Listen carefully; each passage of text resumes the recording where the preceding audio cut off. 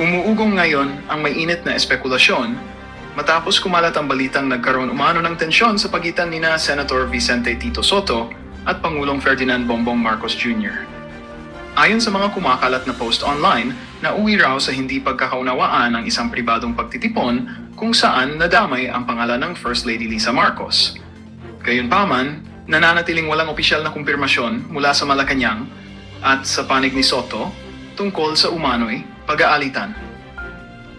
Habang patuloy ang pagkalat ng kwento, ilang political observers ang nanawagan sa publiko na maging maingat sa pagtanggap ng mga impormasyong walang malinaw na pinanggagalingan. Ayon sa kanila, sensitibo ang ganitong uri ng tsismis lalo na't may kinalaman sa pamilya ng Pangulo. Ipinaliwanag rin nila na madalas maging target ng haka-haka ang mga personalidad sa politika, kaya't mas mahalagang hintayin ang formal na pahayag bago gumawa ng sariling konklusyon. Sa kabila nito, hindi kailang naging sentro ng atensyon si First Lady Lisa Marcos dahil sa tanong na kung mayroon ba siyang kinikilingan. Ayon sa mga eksperto, karaniwan nang nakakaladkad ang pangalan ng mga public figure sa mga ganitong usapin kahit walang batayan. Patuloy namang naghihintay ang publiko sa anumang opisyal na paglilinaw mula sa pamahalaan at kay Sotto upang tuldukan ang isyung patuloy na nagdudulot ng ingay sa social media.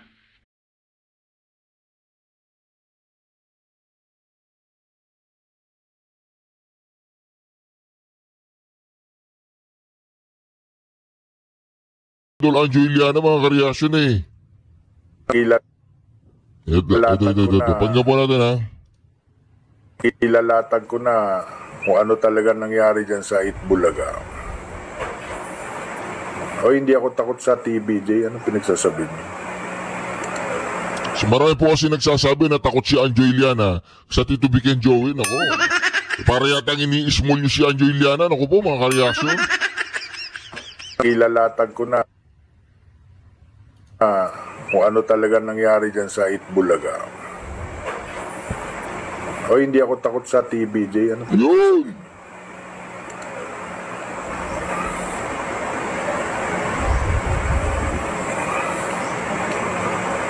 Yan o, Spolarium. Nako! Spolarium Pepsi Paloma. Tingnan mo. Pati yung ibang banda, ginawa na ng kwento tong Pepsi Paloma. Pepsi with ice cream, please. Masarap ba yun? Pepsi with ice cream. Spill the tea, spill the tea. O, ayan na nga, may nag-spill na ako ng isang tea.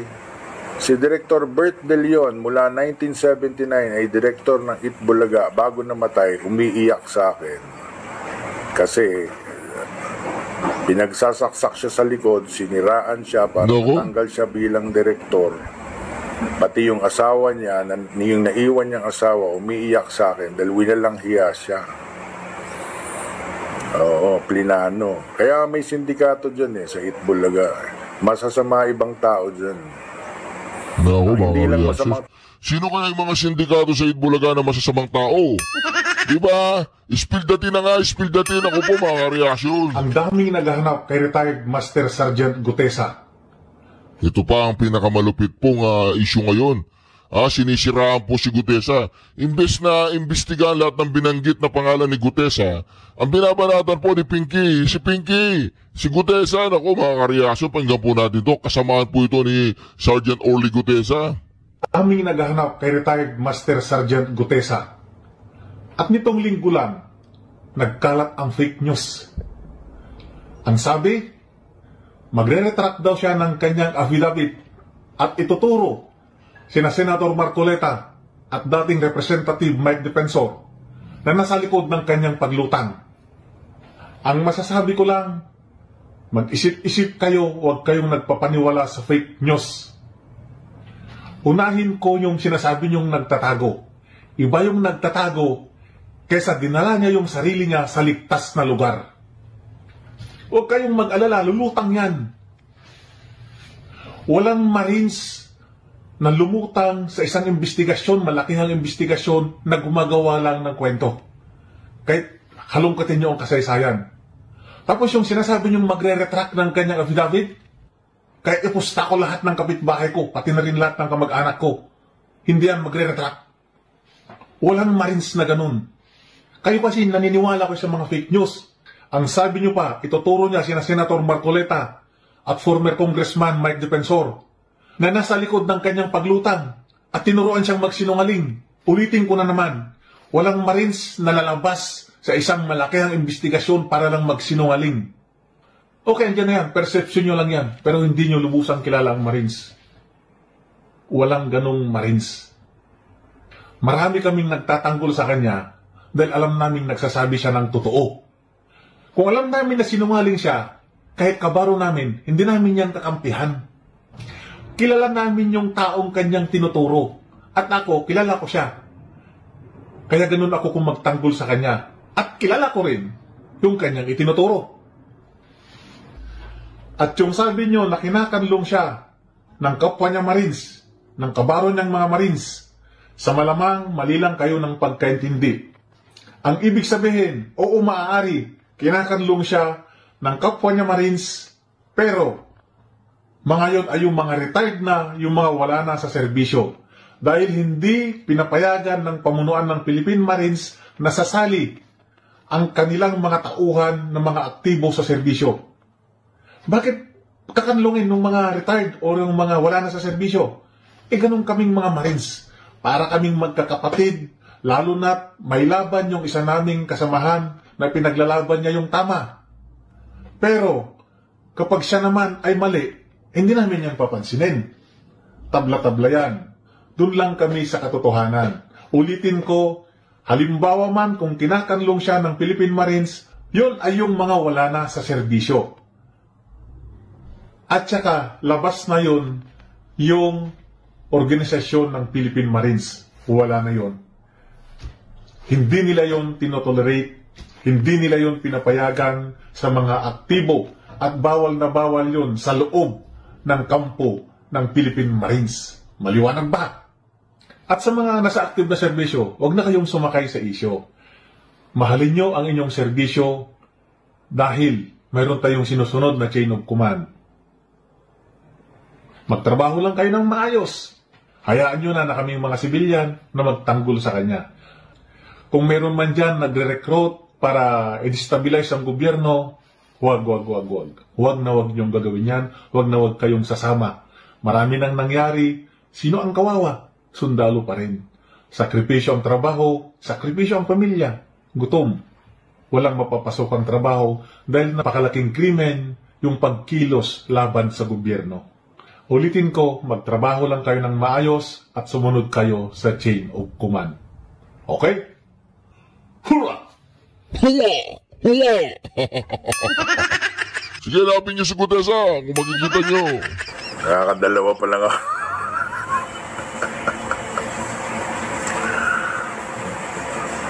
At hinahamon ko ang mga trolls ng Itbulaga. Sige, banatan niyo lang ako. Siraan niyo lang ako, banatan niyo ako ng banatan. Hindi ko kayo sisiraan, pero ilalatag ko yung mga katotohanan. Mga katotohanan na may resibo. Yan kasinungalingan nyo versus katotohanan. Mga experience ko dyan sa Itbulaga. With resibo, Hindi ako magkikwento ng walang resibo. Kaya ito'y warning dyan sa mga trolls ng Itbulaga. At nag-umpisa kasi yan nung mga reaction. Yan ang sinasabi natin, ha? Hihintayin natin yan. Hindi na magtatagal yan. Talagang sasabog na si Angeliana. Ito pa po mga kareaksyon, importante pong marinig po natin ito mga kareaksyon, ha. Importanteng marinig po natin ito, pero itatabi muna natin yan. Meron po akong ipapakita sa inyo. Kortesiya sa kanyang kapwa leader. Ito po mga kareaksyon na talaga dito nagmukhang kahiya-hiya po itong si Bongbong Marcos. Talagang nilapitan po niya itong si Xi Jinping. Hindi yan, ito. Yan. Alright. So ready na makipag-shakehan sa presidente ng China sa leader ng South Korea. Look at them. Nice. Tingnan niyo na sa likod. Approve. Pumapalakpak ano? Diba? Pumapalakpak pa habang nagsishake hands yung China at ang South Korea. Nako. Tingnan nyo. Masaya siya, di ba? Approve na approve at komportable siya. But, may eksena. Hindi nagpatalo si Ngagva. Nakipag-shake hands din. Kaya lang, la. Pati pumalakpak tong lolo natin. Hello, Presidente ng Pilipinas siya. Binawalan po niya mga ka-reaction. Sabi niya, umalis ka, wala kang schedule dito. Di ba? Hindi naman translator yun eh. Sabi nila, translator, ita-translate niya. Eh, hindi naman sila nag-usap eh. Ang sabi lang niya, okay, chupi-chupi, alis ka na, gano'n. Hindi naman translator, ang translator, yung mahaba ang pag-uusap. Eh, wala namang mahabang pag-uusap na nangyari mga ka-reaction eh. Ito, ano muna din ha? Ito, yan. Alright. So ready na makipag-shake hands sa presidente ng China Diba? sa leader ng South Korea. Look at them. Nice. Tingnan nyo yung nasa likod. Approve.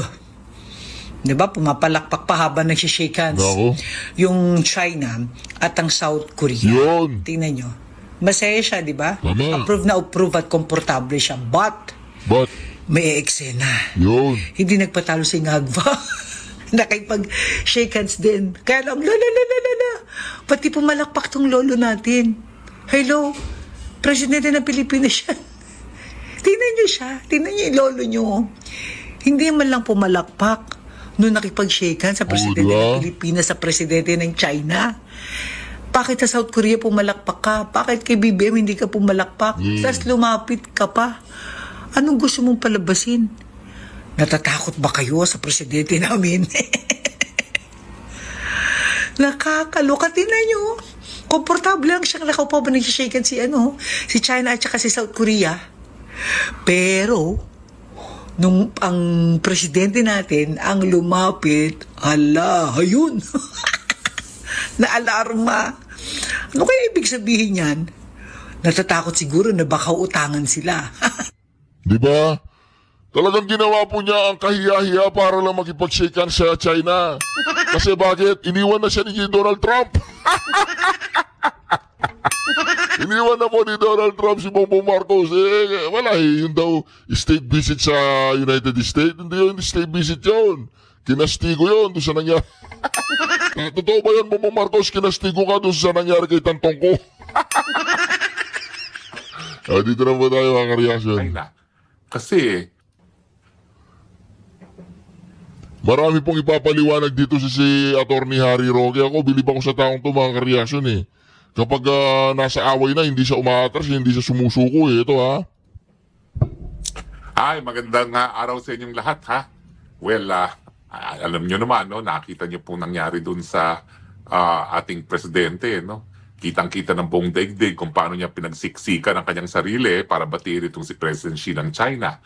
Kasi, hindi maintindihan, aawayin niya ang China na alam naman natin ngayon ay talagang the up-and-coming superpower, no?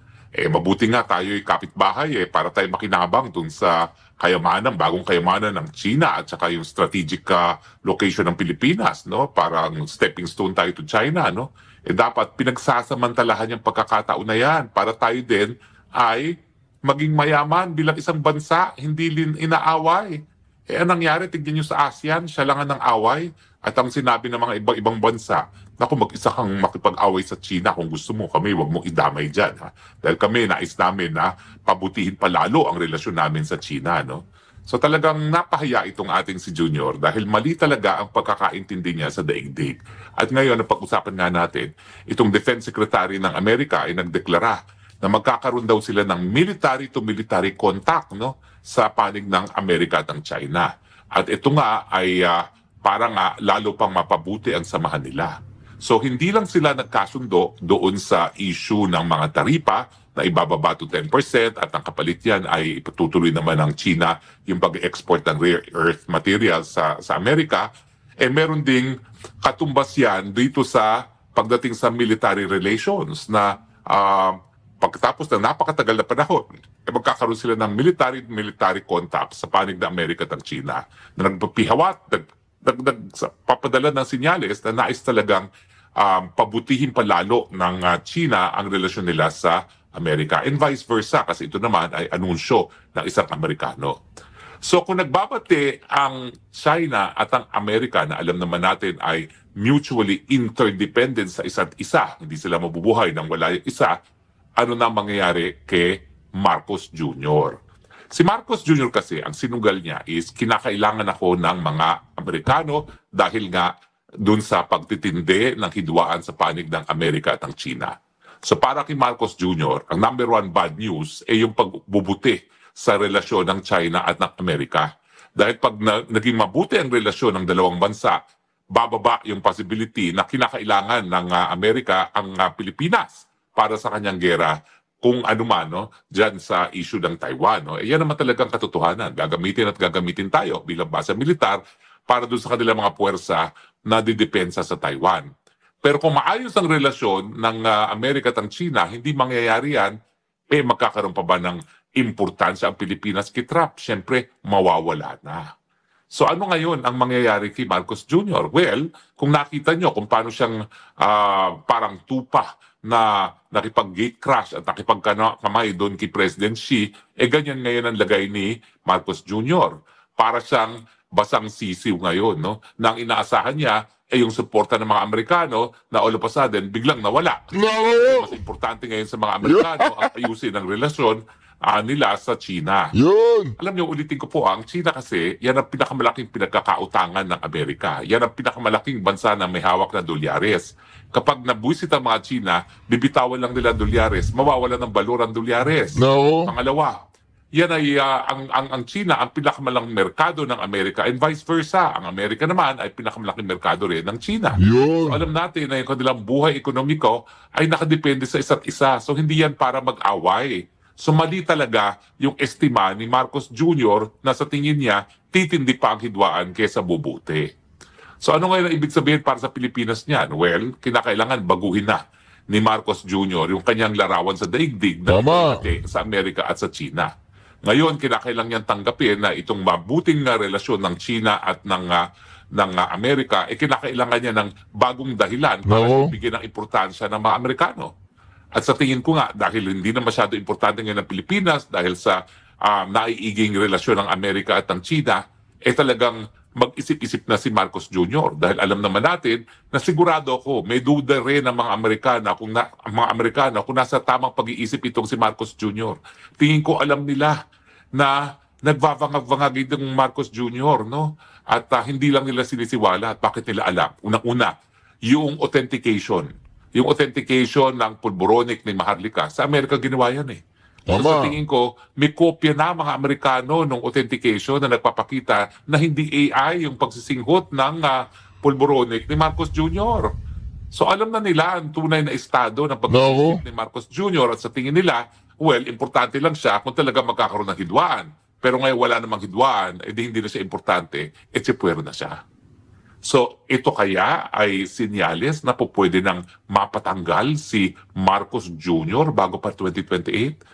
Nako, yung mga maduduming isip dito sa dahil, kinakalat na naman yung sinabi ko na hindi mananalo si VP Sara sa 2028. Sinabi ko po yun, pero ang sabi ko, kapag nakaupo pa ang Marcos sa 2028 at hawak ang makina, hindi pananalunin ni Marcos si Inday Sara.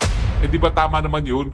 Kaya nga dapat nga sikapin natin na mawala na sa posisyon ng Marcos bago pa sa 2028 dahil sigurado ako kapag nandiyan ang Marcos, hindi nila pauupiin ang mga Duterte na naman bilang presidente. Dahil alam nila, unang-una, bebenggahin na sila.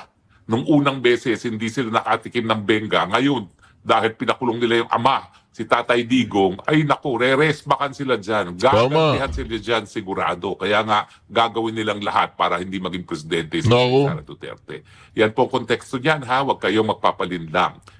Naniniwala po ko, uulitin ko, kung ang Marcos Jr. nakaupo sa 2028 at siya may hawak ng makina, hindi niya pananalunin si Inday Sara. Kaya nga dapat po mag-concentrate tayo, matanggal si Marcos ngayon na, hindi sa 2028. Importante rin na ngayon na matanggal si Marcos hindi sa 2028 dahil baka wala ng Pilipinas sa 2028. Tignan nyo naman ang nangyayari. Ang peso, wala ng balor, 60 na. Ang stock market, under 6,000 na. Ano pang aasahan natin? Nako, ang tourism growth natin dito sa Asia, negative 20% na tayo. Ano ba yan? Lahat ng mga karating bansa natin, umuusbong ang turismo, tayo lang ang hindi. Bakit naman kasi pupunta rito mga Chino? Sinasabi ni Marcos Jr., ang mga Chino, may batas daw na lahat sila. Palibasa sila ay Chino, ay espiya ng China. Pwede ba yun? Na itatrato pong espiya yung mga turistang China rito. Paano naman sila pupunta para magkaroon ng good time dito? Ang trato sa kanila, kalaban ng gobyerno, di ba? So, para sa Pilipinas, kinakailangan mag-isip-isip na si Marcos Jr. Kung gusto niya manatili sa pwesto, isipin niya, ano bang interes ng Amerika na pwede niyang pagsilbihan? Ang tingin ko, wala na. Dahil nawala na yung banta ng military confrontation sa China at ng Amerika, wala na ring silbi sa mga Amerika si Marcos Jr. at pwede na sigurong goodbye Marcos. Hindi ko alam kung naririnig nyo na ha. Ako'y nakakarinig na ng malakihan na naman pagtitipon, lalong-lalo na ng isang simbahan. Tuloy kaya yan. Ang naririnig ko, abay hindi lang isang araw, 3 araw at walang uwian. Sana nga matapos yung pagtitipon na yan, wala ng Marcos Jr. Legal po yan. Pag taong bayan na nagsisante sa isang presidente, wala ng silbi at nakita naman natin kung gano'n ng kawalang silbi itong si Marcos Jr. sa ASEAN at sa APEC, talagang legal po yan. Yan po isang ayon sa saligang batas dahil tayo nga bilang mamamayan ang tunay na soberenya sa isang bayan. So yan po ang ibig sabihin niya sa Pilipinas. Kinakailangan na ng bagong pananaw kung sino man ang uupo, kung ano ang magiging papel ng Pilipinas sa isang mundo na nagkakasundo ang China at ang Amerika. Sa akin, sakyan natin yung bagong kayamanan ng China. Kinakailangan yung merkado nila na malakas ang kanilang purchasing power. Marami silang pera na bumili ng mga kalakal. Pagsamantalahan natin. Damihan natin ang durian na export. Damihan natin kung ano pa yung ina-export natin. No? Damihan natin yung mga minerals na kinakailangan nila para paggawa ng mga microchips. No? At kung po pwede nga, dapat tayo na mag-process dito, lalong-lalo na nung nickel. Huwag na natin i-export bilang raw material yan, kinakailangan magkaroon na ng value added dito. Inganyohin natin yung mga Chino na dito na mag-process. Nang sa ganun, pag in-export natin ang ating mga mineral commodities gaya ng nickel, semi-process na ng mas malaking kita natin. Okay? So, importante talaga pag-isipan paano tayo makikinabang sa bagong yaman ng China. Mas marami tayong ibebenta, mas marami mga kababayan na magkakaroon ng trabaho dyan. Tama. Diba? At saka, subukan natin na dahil nga merong banta na pag-iinita ng mga exports ng China, hikayatin natin ang China na gawin sa Pilipinas ang ginagawa nila sa Vietnam para maging made in Vietnam at hindi pag-inita ng mga produkto ng China, linilipat nila mga factory sa Pilipinas. Dapat gawin natin yan. Nalulungkot nga ako doon sa aking bayan ng Bataan. Dapat meron ng sisterhood accord no sa Fujian at saka ang Bataan at magkakaroon na ng export processing zone. Tinigil naman dahil nasa Bataan daw yung ating armory at risk daw sa national security. Pwede bang national security risk yan? Trabaho ang ating ibinibigay sa mga taga-Bataan. So kinakailangan ituloy yung mga bagay na ganyan. Kinakailangan inganyohin natin sila. Dito na kayo mamuhuna nang sa ganon, hindi kayo inita ng Amerika na ang mga pumapasok na mga imports ay lahat made in China. Magkaroon naman sana ng made in Philippines. At ganyan naman ang strategy na ginawa nila sa Vietnam. Kaya sila namuhuna ng sandamukal dyan sa Vietnam para made in Vietnam at hindi made in China. Diba? Yan po dapat ang pag-isipan natin. Paano yung relasyon natin sa karatig bansa kasama ng China ay magbubunga ng mas maraming pagkain sa hapagkainan ng bawat Pilipinong pamilya. Yan po dapat ang ating prioridad. Tama. Baguhin na po natin yan at hindi na po benta yung gusto mangyari ni Marcos Jr. na palibasa nagkakainitan ng China at ang Amerika kinakailangan nilang Pilipinas bilang unsinkable warship. Laos na po yung pag-iisip na yan dahil ngayon talaga nagkaroon na ng realization ng China at ang Amerika na kinakailangan nila ang isa't isa. At dahil nga po, wala nang importansya sa mata ng mga Amerikano si Marcos Jr., ang prediction ko, pagsamantalahin na po natin din yan. Hindi na po para depensahan ng mga Amerikanong patuloy na pagiging presidente ni Marcos Jr. Ang kinakailangan lang ipahiwatig talaga ni